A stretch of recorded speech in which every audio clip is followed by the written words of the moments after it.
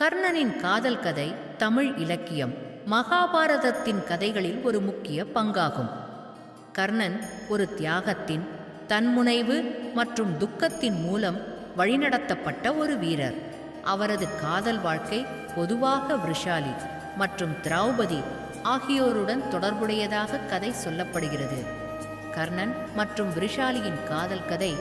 விருஷாலி கர்ணனின் மனைவியாக கருதப்படுகிறாள் மற்றும் இவர் கர்ணனின் சமூக தளத்தில் இருந்து வந்தவர் என கூறப்படுகிறது. அவர்கள் உறவு அவரது கீழான சமூக நிலையை சுட்டிக்காட்டிய பல தடைகளை எதிர்கொண்டது.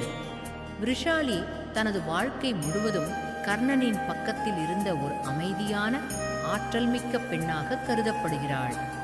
கர்ணன் தனது தியாகங்களாலும் தம்மை சுற்றியிருந்த அவமானங்களையும் சமாளித்தார். இதனால் இந்த காதல் கதை ஒரு தியாக கதையாக மாறுகிறது.